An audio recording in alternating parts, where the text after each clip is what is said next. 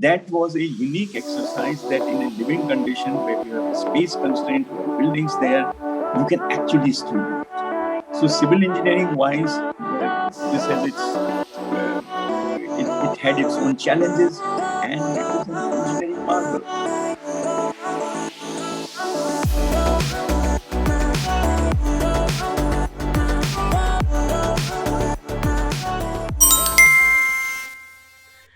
Hello, all. Today we talk about an important engineering and architectural marvel that was created right in the heart of New Delhi in Connaught Place. And we have the architect with us who made it possible. So we have today with us architect Premendra Raj Mehta. I'll introduce architect Premendra Raj Mehta to you. Architect Premendra Raj Mehta is a practicing architect and partner in Design Action Group since 1979. He is also an academician who is a visiting professor at the School of Planning and Architecture, New Delhi. He is very active in shaping the future of the profession and was a former president of Council of Architecture, New Delhi, which is the statutory body of this profession. He's also actively involved in various government committees and has represented India in WTO at Geneva. So, his full bio is available right in the description below. So, today, this important feat that I've been talking about, we'll talk about it. But before that, I want to ask you, since the time I was born, the lane behind my house has been dug at least 50 times. Is there a way this repeated digging of this lane for various utility lines be avoided? Can there be a solution to this problem, sir? Yes, very interestingly, we had a challenge of this nature while we were working on redevelopment of Connaught Place. The key points in that projects were that we were to restore the facade. So there was a conservation exercise. We had issues of increasing space for pedestrians around a commercial hub, Connaught Place being CBD of New Delhi and the heart of New Delhi in many ways. We had a crossing of two metro right in the middle of the Connaught Place, and we were to tackle almost 10,000 passengers who would do interchange there. And apart from that, this was one district which was built, let's say, at that time when we were working on it between 2005 and 2014. By the time it was implemented, it was almost 75 years old place, having infrastructure required for its whatever activities, commercial activities, which gradually grew. So at one time, you had an electrical requirement, which was very little, but gradually it grew, and then it grew further many folds when the air conditioning got introduced in the commercial area. So the cables were laid, they were relayed and then relayed, and maybe the original ones were simply just disconnected. So there was a network of number of cables below the ground. Similarly, the need for water supply increased, and we had multiple networks, and the networks which got corroded. So they were buried and the new ones were laid. We had consumers, which were nearly 2,000 consumers when we surveyed it in 2005, 2006. And each one had a connection coming out from the mains and so on. And so was the situation of naturally when water supply increased, the sewer and the drainage, the climatic pattern changed, the rainfall was little more than what it used to happen earlier. The surrounding areas got paved, which were softer, and so on. So there was a challenge that even infrastructure needs to be relooked at, relaid, revamped, whatever is the possibility. Now, as you know that when you lay and relay these infrastructure, and these all need to be underground, so you do digging. There is a continuous inconvenience which is caused to the people who use a particular place or who pass by that place. And Connaught Place being geographical center, there is a lot of non-destined traffic which passes through its outer circle, and so on. So we thought that let us look at this issue with an open mind, and let us try and assess that can there be a situation where if we have to maintain, if there is a fault, without disturbing the ground or without causing any inconvenience? Can we attend to it? Can we know it as quickly as it happens, rather than waiting at failures at certain points where a service is not reaching electricity or water supply or irrigation system, or you visibly see a leakage on the ground? And also, can there be a situation where if we have to augment it without anybody noticing it, can we do that? So we looked at the problem on one side. We looked at our objective, which we chartered out for ourselves. And we looked at the physical situation at the ground. Then how do we do it? Is there a possibility? Is there an opportunity? So as you know, that Connaught Place has three circles: the inner circle, the middle circle, and the outer circle.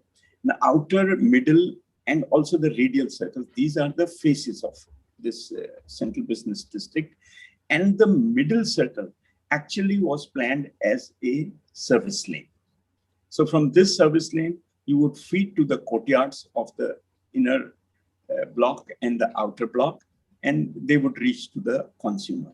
So we realized that, yes, there is an opportunity where there is a minimal shopping, minimal entry to buildings from the middle circle, and it was actually planned as a service lane. So why not think of something?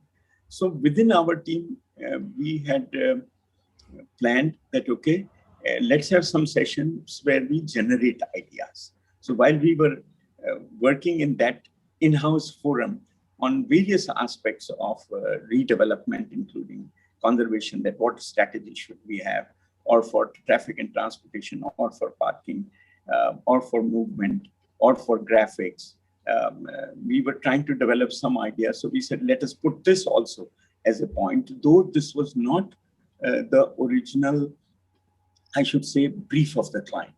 But client, as you know, here, this project was promoted by New Delhi Municipal Council, and their representative, their superintending engineer, Mr. Ramesh Raina, was with an open mind, and the chairman then also. They said, okay, you generate ideas, because there were lots of doubts that in a living place, in such a constrained area, what all can be done. We may have a number of ideas, but we have to identify implementable ideas and then execute them through proper designs and the other processes of approval and stakeholders consultation, etc.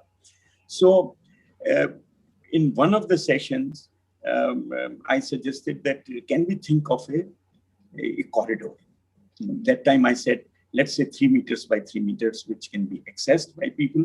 Our engineering team, we can lay all the services which are powered, meaning that we can have electrical LT cables, we can have electrical HT cables, we can have water supply line, we can have irrigation line.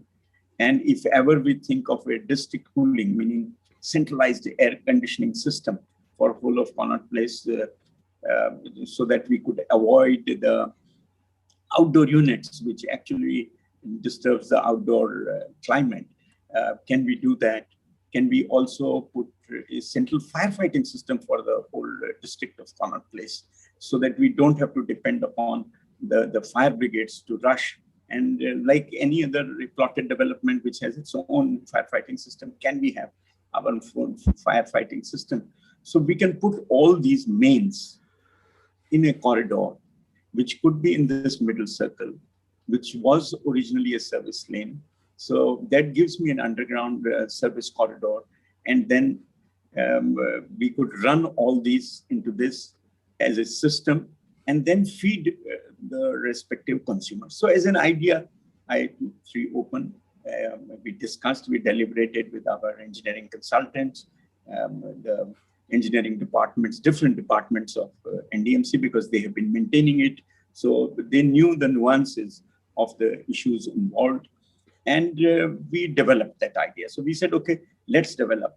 The next challenge, which immediately came up in discussion, is that the width of the middle circle is only 15 meters.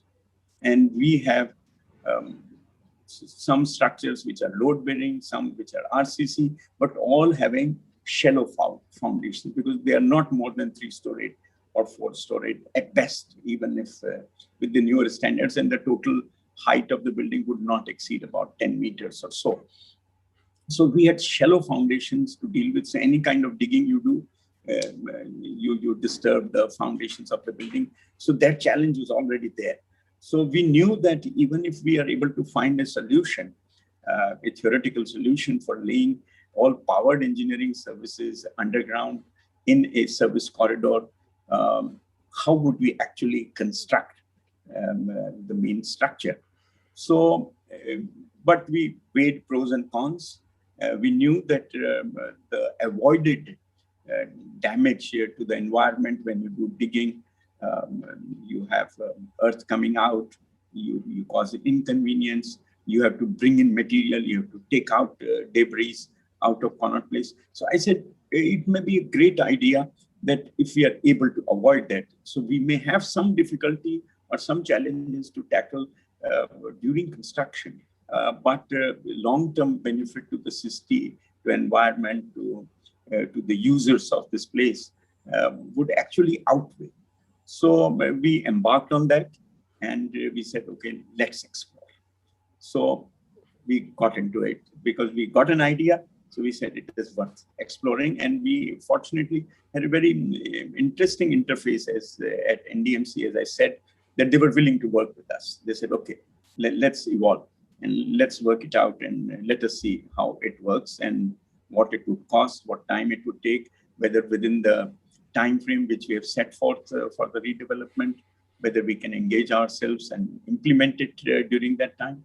So we embarked on it. So this is how the idea got generated.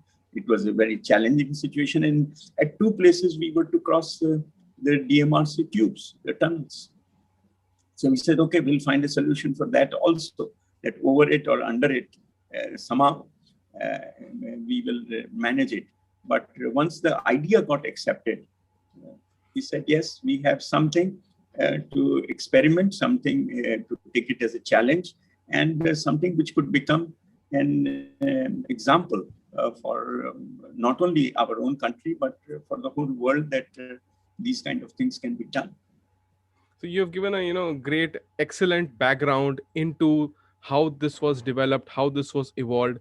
Big background, and we all know. So you've all got an idea as to how you processed and progressed with this idea. Now, so for the viewers, can you tell them briefly what a service corridor is? One. Number two, can you also tell us, has it been used in Delhi before, and has it been used in India before, and is it a thing that should be used everywhere? Please tell us about it. See, it was never implemented, this idea, in a living city. I have not heard of in India anywhere, leave alone Delhi. We also knew that as soon as we built something like this underground, it would have challenges of its own firefighting also. You see, if there is an eventuality, there are people inside. But as I said, that the likely advantages outweighed all that. It outweighed the difficulty in design we are likely to face, and we said we will do it. So we embarked on it. So what we did, we designed it in the sense, in first as a functional, that okay. So from original idea of 3 meters by 3 meters, which actually became 7 meters by 7 meters. So what we did a kind of a stand, a stack, and number of trays we made where we would lay the cables, meet all the parameters of Indian standards, that distance between a communication cable and an electrical cable, between HT and LT cable, and all that. And we divided them in 2 sections. One was the wet side. So one side of the service corridor was taking care of air conditioning pipes, proposed air conditioning pipes, and water supply, irrigation. Those are wet systems. And on the floor, we provided a drain that in case ever it leaks, there should be a system to arrest it, collect it, and pump it out. On one side, we created a number of trays where we had put LT cable, HT cable, communication cable. And on both sides, we kept possibilities of future expansion, because we were looking at maybe another 50 years. And in between the 2 trays, we had a walking arrangement. that one could walk with all the parameters of a built up space. And then this service corridor had its own firefighting system. So we had a sprinkler system in it. We had a CCTV system in it, security system, the fire escapes at certain intervals. We had almost 30 fire escapes coming out, meeting the requirement of the fire laws. See, at every stage, we tried to meet the statutory requirements which we had, and we said, let's keep on building it. And then what we thought, we had about 28 transformers to be dealt with. You see, this district has a total load at that time was 40 megawatts. And that in each unitized substation of 1.6 megawatt, we said we need these many. And right now they were all placed at the time of when we embarked on the project, they were placed on the ground. And the related infrastructure was just around it. So we said, okay, while we are doing this, can we take this transformers also underground? And we were able to take about 23 out of 28 into the service corridor, and we enlarged the spaces under the radial roads. You see, there we got larger widths, maybe 30 meters. So there are a number of substations which are below ground, for almost 75% of that, and the connected cabling. And interestingly, since the middle circle is circular, it's about 1.5 kilometers long, it was able to carry all the bulk services, because our project limitations are also that we would reach up to the consumer and thereafter the consumer will deal with it. So we carried the bulk here, went left and right into the courtyards, which were available with what we call that service trenches, which were smaller in size and carrying only the load required for a particular courtyard. We had feeder pillar, almost 200 of them placed all around to receive the power and the other distribution systems. And from there, we went to consumers through sleeves. So what we ended up was in about 1.5 kilometer long service corridor, about 6,000 meters, almost 6 kilometers long network of service trenches, and about 10 kilometers of sleeves which were connecting to consumers, because these sleeves and the network was running around the buildings. And wherever a tapping was required, we would put a chamber which could be opened up and the services can be maintained. And we put the entire network or all power services reaching every consumer. So that's what we did in design. And the gravity systems we kept on ground. Gravity systems means drainage and sewerage. So they are as usual. They were placed, they were crisscross and crisscross over the service corridor, over the DMRC. And we developed those detailed sections to work out its interface with the other services which were passing through, and kept on measures provided for not letting this service corridor flooded ever. So at number of places, there were arresters and there were pumps, in number of almost 30 sets of such pumps. And it has withstood the test of time now. It's almost 7-8 years since it is functioning. And engineers are extremely happy because they are able to see the performance of whatever network they have put on everyday basis. It can be monitored. Now we have a SCADA system attached to it. So we have a control room where you can see and you can physically go to the respective points to check whatever readings you are getting are correct or not. If there is any leakage, if there is a fault, it is visible, it is accessible, and it works. Absolutely, absolutely. So now, sir, you spoke about meeting all the statutory guidelines, but is there any statutory guideline, standard guideline, good practice guideline, National Building Code mention, or anything else that exists for a service corridor as such? See, what exists is only cable alleys. In electrical system, they have visualized that sometimes we can have cable alleys, and there are codes related to that. But in an integrated service corridor, having electrical communication and water supply, air conditioning, all that. This is not there.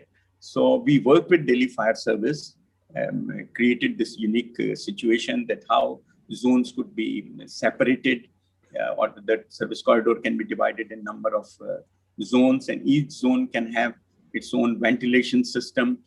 So we worked with them objectively, and we were able to evolve answers to the end objective, that finally we want to save lives of the people and we want to minimize the damage to the property. So it worked that we had a ventilation system. We, as I said, we had the sprinkler system. We had a CCTV system integrated with this. We had access control and so on.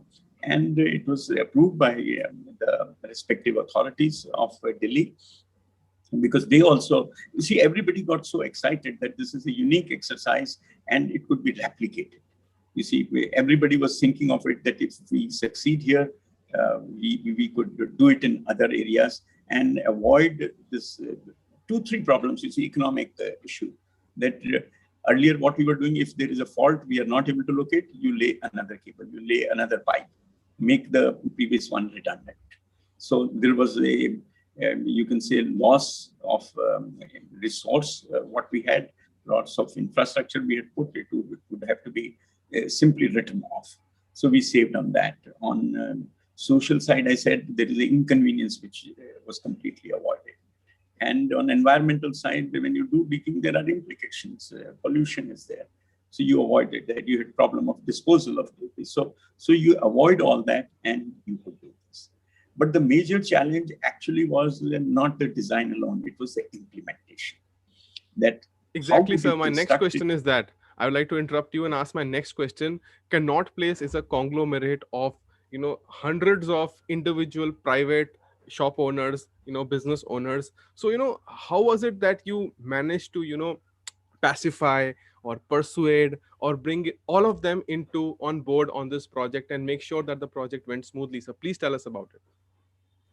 See, this is again a unique exercise for a professional like us and our team of architects and engineers, that we had to interact with the stakeholders as a part of the process.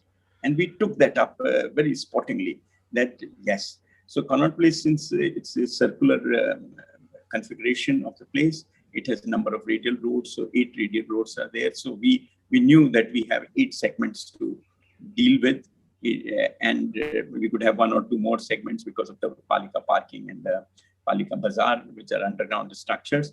So what we did, we started making presentations in Connaught Place to all the stakeholders, and open presentation, that the stakeholders, which are shopkeepers, the NDTA, the Traders Association, they can come in, and public which is there, if they want to see what is likely to be done here, we would do that. So we would do public presentation, explain it to people that what kind of benefits. The first was that what we are trying to do and what good it is likely to do to Connaught Place. Second was what difficulties which will come, physical constraints which we have in the Connaught Place because of the existing structures, the widths, the heights, the access, all that. And how do we plan to continue to provide? One was access, which was the most important thing. And second was how to maintain the services running. So if there would be no disruption in electrical supply, because when we would make a service corridor of 7 meters by 7 meters, maybe there's a lot of cutting or construction process would be there. So some services could get damaged. So there would be a team and there would be a process through which the maximum interruption would not be 2 to 3 hours. So we said, this is the strategy to know what has gone wrong, even at the middle of the night, and where is this kind of a force, the workforce or the technical team, which will be available 24 hours to attend to that and restore the provision of services and its connectivity to the required level. So we had series of such kind of presentations, consultations. People had a lot of apprehension. They never believed that if something get disrupted, it would be attended to in such a short time. We had backup DG sets. We said that if it gets disrupted, the power main line, and here is a DG set which will connect it to you. Things like that. So those were all stated, recorded, and became part of the process of implementation of the project. And the greatest benefit we had was that these kind of networks which are built over 70 years or something, and you have no mapping. So we had linesmen, those people who work on the ground, they were also part of these kind of discussion, because they would help us also to tell us that, okay, one line comes from this side, another one comes from this side. This particular one, which you physically see, actually doesn't work, and things like that. So we had oral information treasures around us, and we knew that sometimes we would be in for shocks, because what we think the way the services are laid, when we actually go onto the ground, there may be a different thing. And very interestingly, I must share with you that NDMC area has its own importance. It has VVIP areas, parliament in it, and all senior officials living in that area. So the electrical system is such that one transformer gets feeder from two 33 kVA stations. One feeder pillar gets a feed from two transformers. So you see, there is already inbuilt redundancy, that the whole idea is that it should not fail.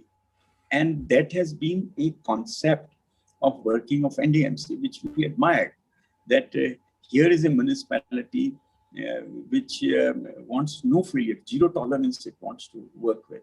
So that had set a benchmark that whatever we do should also be such that it doesn't fail. And with everybody's participation, we succeeded in convincing the stakeholders that this is how it would be implemented. It was then implemented in parts, and each part was identified, access control. We discussed it with the traffic police, that because sometimes we had to change the clockwise to anti-clockwise movement and things like that.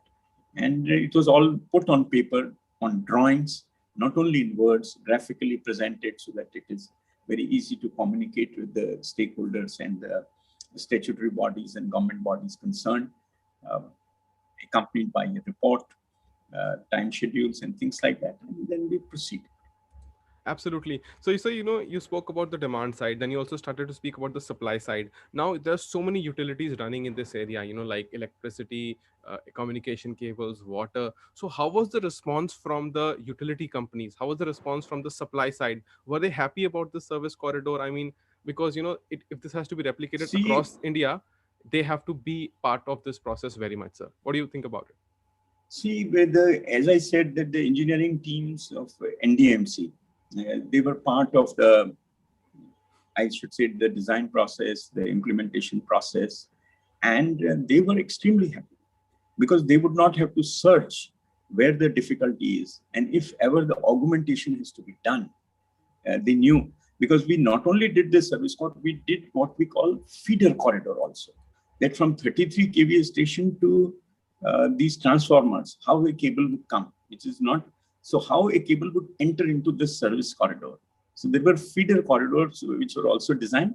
Of course, they were implemented only in parts and not completely. But the source of the electrical system, it was visualized that it should be connected up to that point. And all the engineering team, be it electrical, be it water supply, be it communication, be it private players, because the communication part was being dealt with by service providers like Airtel and so on. So even they were on board to work with us, and they were very happy that one is that they would not have the wires hanging tied to the building or the windows and things like that, and they would be properly laid, they would be safe and secured. Similarly for electrical, because many of the things, they were underground, but beyond a point, they were overheads. And once they were overhead, they were there everywhere. And if you see some of the pictures of that time, you would realize that it was extremely unsafe situation for the electrical system, and the jumbled up wires at one place and the number of meters, and then wires going out from those meters. It was absolutely unsafe situation. So everyone connected with it was very happy when it was visualized, and they're extremely happy now that they have it. So Absolutely. Absolutely. this is one part of those who were dealing with the services. So this, how can, like you made something with some constraints at that time, how can this service corridor for a future architect who's listening to this program, how can this be made more efficient? What is it that you left behind in this current project that you would like to see in all the future service corridors that are made in India? See, one more unique feature I would like to discuss with you, which I mentioned, that it was constructed in a very physically constrained situation. So we had 15 meters width, masonry structure, or you can say RCC structure, some which were the newer building, and they had shallow foundations. So what we chose was a top-down construction.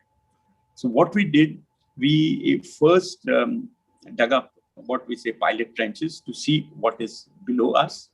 And thereafter, we drove diaphragm walls parallel to the middle circle.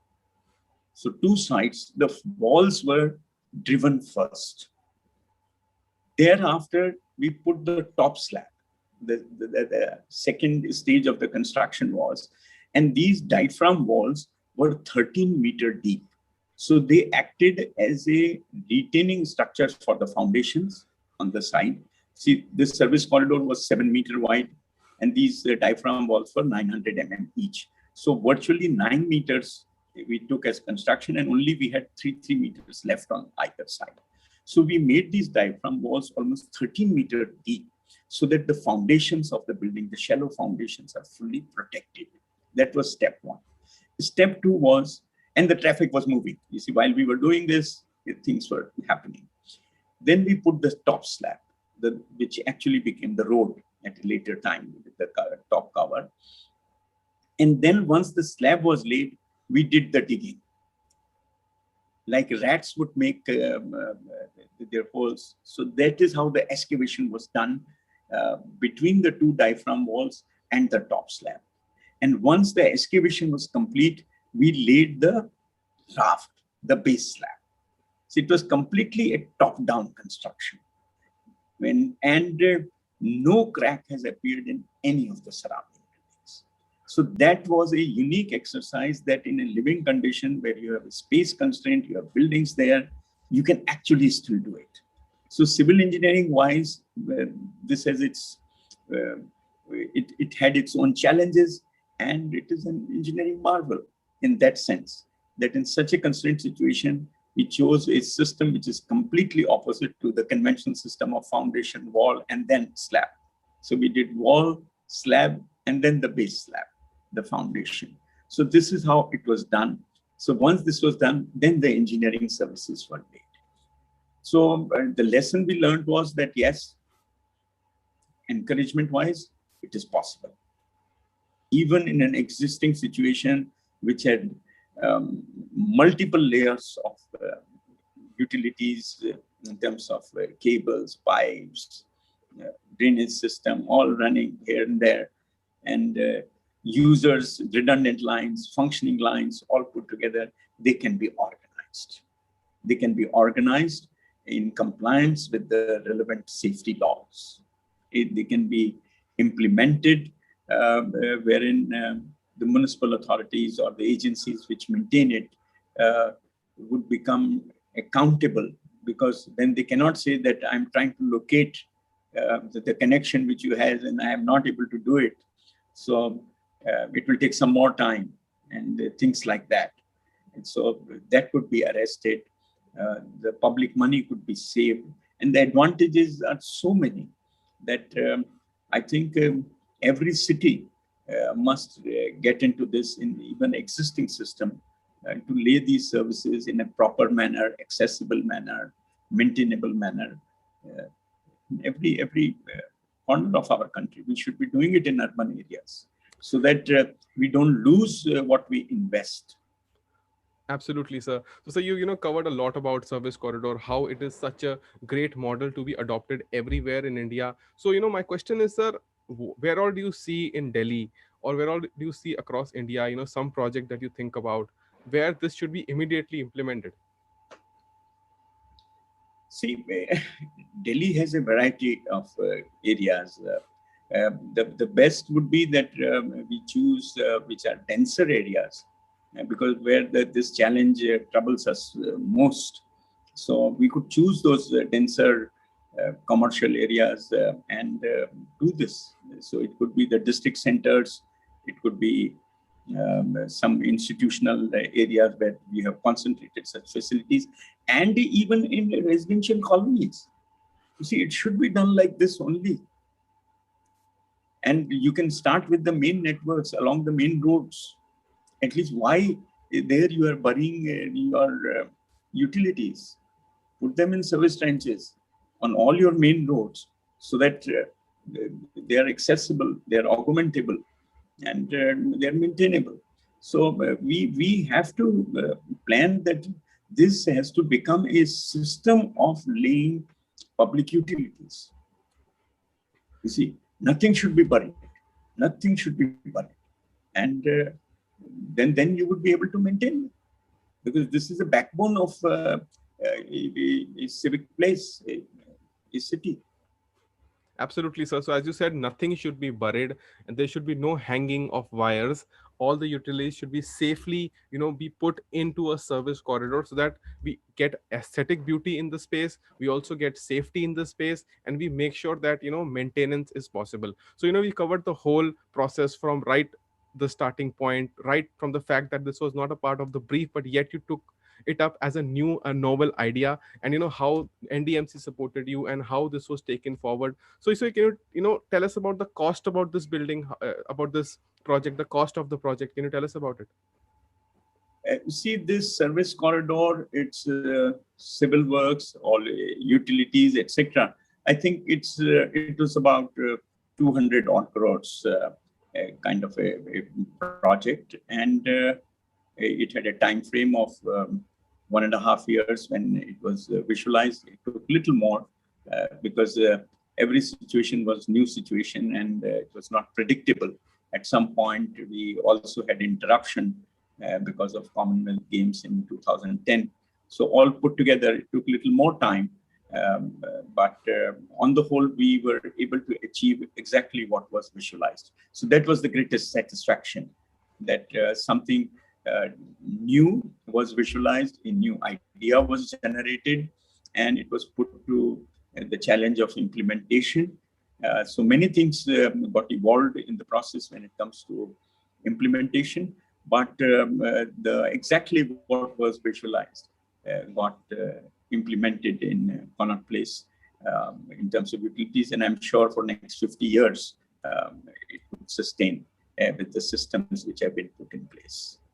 Absolutely, sir. So, your message to all the architects, to all the municipal bodies, to everybody who, is responsible for running and managing dense populations, the service corridor is an absolute must. And, I would really love to work with you in making sure that there's a model created by the Bureau of Indian Standards, which, specifies how a model service corridor should be made, and that can be used across India. So, you covered a lot about the service corridor, sir. Thank you so much about that you mentioned about the insights, about the cost, about the challenges you had in dealing with the stakeholders, challenges you had in dealing with difficult situations like crisscrossing with the Delhi metro, and making sure that the old structures which were shallow footings, even they were left intact, and you had this marvel of engineering and architecture ready for us for at least the next 50 years and a lot after that. So thank you so much, sir, for sharing. It was great experience for all the viewers who are watching and getting inspired as to how